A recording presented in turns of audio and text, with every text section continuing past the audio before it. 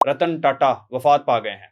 भारत के बहुत बड़े बिज़नेसमैन, बल्कि दुनिया के अगर चंद बड़े बिज़नेसमैन का ज़िक्र करें तो रतन टाटा का नाम सबसे पहले ऊपर आता है कि रतन टाटा भारत के बिज़नेसमैन हैं।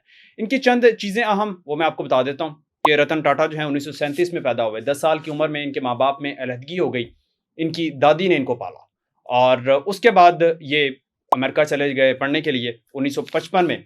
और 1962 में इनकी ग्रेजुएशन आर्किटेक्चर इंजीनियरिंग में हुई। आर्किटेक्चर में ग्रेजुएशन करने के बाद आईबीएम में नौकरी के हुसूल के लिए कोशिशें कर रहे थे कि जी जब इनको पता चला कि इनकी दादी बीमार हैं, तो ये अमेरिका से छोड़कर वापस आ गए। क्योंकि इनका जो पहले कोशिश थी कि वो अमेरिका में है, हम जॉब करें, अमेरिका में सेटल हो जाएँ, ये तमाम चीज़ें इन्होंने सोच रखी थी। आईबीएम से जॉब भी ऑफ़र हो गई थी, लेकिन इन्होंने कहा कि दादी बीमार हो गई क्योंकि जिन्होंने पाला था इनको, और ये वापस आ गए। 1962 में ग्रेजुएशन के बाद 1963 में ये भारत में वापस आ गए और भारत में जब वापस आए तो इनको कहा गया कि आप टाटा ग्रुप को जॉइन कर लें, क्योंकि टाटा ग्रुप जेआरडी टाटा जो है वो उस वक़्त उनके चेयरमैन थे।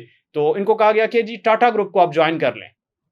तो इनकी दादी ने भी कहा कि ये इतना बड़ा बिज़नेस है, सब कुछ है, तो आप इसको जॉइन कर लें। सबसे पहली जो इन्होंने जॉब की टाटा स्टील में, वो एज़ ए फ्लोर वर्कर या एक टेक्निकल ऑफ़िसर के तौर पर इन्होंने जॉब की, क्योंकि इससे पहले इन्होंने 6 महीने इसमें ट्रेनिंग की थी और फ्लोर वर्कर नीले रंग का यूनिफ़ॉर्म पहनकर, नीले रंग की जो एक आम वर्कर्स का यूनिफ़ॉर्म होता है, वो पहनकर इन्होंने पहली अपनी जॉब की। 6 महीने की ट्रेनिंग की और उसके बाद फ्लोर वर्कर हुए, टेक्निकल ऑफ़िसर बने, मैनेजिंग डायरेक्टर बने और ये तमाम चीज़ें करते-करते 1991 में टाटा ग्रुप के चेयरमैन बन गए। क्योंकि तब मामला ये था कि टाटा ग्रुप की जो कंपनीज़ थी, 95 बड़ी कंपनीज़ थी, वो बिखरी हुई थी।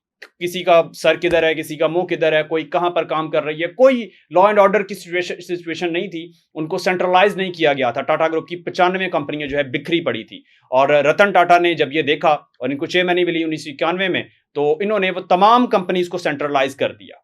तमाम कंपनीज़ को इकट्ठा कर दिया और उसमें जब ये तमाम चीज़ें नहीं थी कि जी रिटायरमेंट की कोई उम्र फिक्स नहीं थी कि जब तक जैसे ज़िंदा है वो काम कर रहा है। तो इन्होंने रिटायरमेंट की जो है वो एज लिमिट रखी कि जी ये शख्स की इतनी एज हो जाएगी तो उसके बाद वो रिटायर हो जाएगा। और ये तमाम चीज़ें जब की तो उस वक़्त 1991 में भारत को 2 बड़े चैलेंजेस का सामना था। एक तब ये था कि सिर्फ़ अंदरूनी जितने भी बिज़नेसमैन थे वो काम कर रहे थे, बाहर से कंपनीज़ को भारत में आके काम करने की इजाज़त नहीं थी, बहुत कम सतह पर थी। और दूसरी रतन टाटा को जो बड़ा चैलेंज था, वो इंटरनली था कि जब इनको चेयरमैनशिप मिली टाटा ग्रुप की, तो जो टाटा ग्रुप में पुराने लोग काम कर रहे थे, उन्होंने बगावत कर दी और वो इनके खिलाफ खड़े हो गए और बहुत सारे लोग जो है वो विथड्रॉ कर गए टाटा ग्रुप से। तो ये 2 बड़े चैलेंजेस थे टाटा को कि जी एक तो बाहर से तब बिज़नेसमैन भी आना शुरू हो गए, उन्होंने भी भारत में बिज़नेस करना शुरू कर दिया। और जब देखें आप एक घर में 4 लोग काम कर रहे हैं और वो काम करते हैं ठीक है, लेकिन जब बाहर से कोई आके काम करना शुरू कर देता है तो कॉम्पिटिशन बढ़ जाता है। तो तब टाटा ग्रुप के लिए ये बहुत बड़ा चैलेंज था कि वो या तो अपनी कंपनी को बंद कर देते या फिर इसके ऊपर काम करते चले चले जाते और अपनी क्वालिटी को, अपने काम को, अपनी तमाम चीज़ों को एक्स्ट्रा लेवल पर लेकर चले जाते कि वो काम खत्म ना होता, काम बंद ना होता। और दूसरी जानिब जब इंटरनल इश्यूज होते हैं, इंटरनल चैलेंजेस होते हैं, तो वो इंसान को बड़े मजबूर कर देते हैं। क्योंकि टाटा ग्रुप में ये बड़ा चैलेंज था कि चेयरमैन की जब इनको मिली 1991 में, तो बहुत सारे लोग विथड्रॉ कर गए और कहा गया कि जी बगावत हो गई और ये तमाम चीज़ें, लेकिन इन्होंने चेयरमैन शिप संभाली और उसके बाद 1991 के बाद टाटा ग्रुप ने जो बड़े सौदे किए उसमें भारत में, क्योंकि भारत में सब बिजनेस कर रहे थे, लेकिन टाटा ग्रुप ने शुरुआत की कि भारत से बाहर भी बिजनेस करें।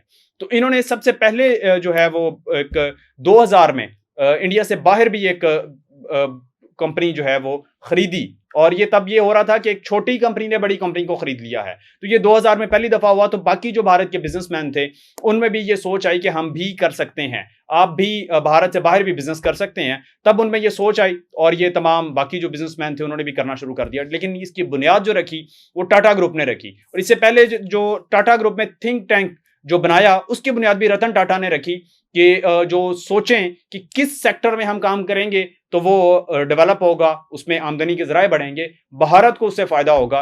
तो थिंक टैंक जो एक बड़े बड़े दिमाग बैठते हैं, वो भी रतन टाटा ने उसकी बुनियाद रखी और उसको आगे लेकर चले कि जी ये काम होना चाहिए और ये नहीं होना चाहिए। 2000 में इन्होंने भारत से बाहर भी बिजनेस करना शुरू कर दिया और कंपनीज को खरीदना शुरू कर दिया। इसमें जो बड़े अहम सौदे हुए हैं वो जैगुआर का हुआ, लैंड रोवर का हुआ। इन्होंने बड़ी कंपनीज खरीदी भारत से बाहर और तब भारत के बाकी जो बिजनेसमैन थे छोटे लेवल के, उन्होंने भी ये सोच आई कि जी हम भारत से बाहर भी बिजनेस कर सकते हैं। इस तरह जो है इन्होंने ये काम शुरू कर दिया। इनको 2 आला सिविल अवार्ड भी भारत की तरफ से दिए गए हैं। 2012 में रतन टाटा को चेयरमैनशिप के ओहदे से उन्होंने इस्तीफा दिया और 2 भारतीय सिविल अवार्ड इनको जो है वो मिले हैं भारत की तरफ से।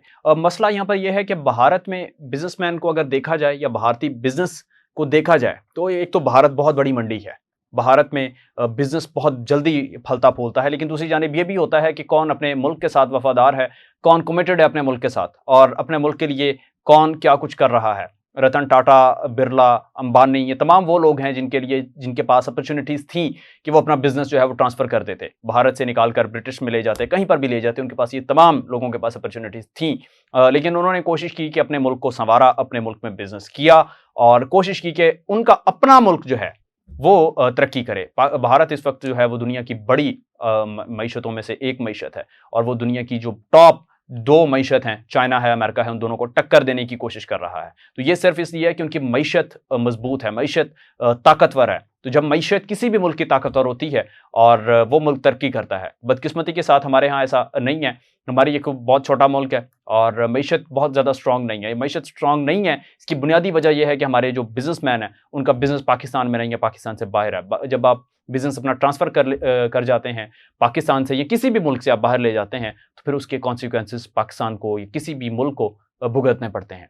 तो ये एक बिजनेसमैन की स्टोरी है जिसने भारत के लिए क्या कुछ किया, अपने मुल्क के लिए क्या कुछ किया और खुद अपने साथ उसने क्या कुछ किया। तो मेरे ख्याल में पाकिस्तान के जितने भी बड़े बिजनेसमैन उनको भी ये सोचना चाहिए कि अपना बिजनेस पाकिस्तान में स्ट्रॉन्ग करें। पाकिस्तान की मईशत बेहतर होगी, पाकिस्तान तरक्की करेगा। अब तक के लिए इतना ही। अपना बहुत सारा ख्याल रखें। मुझे दीजिएगा इजाज़त। अल्लाह के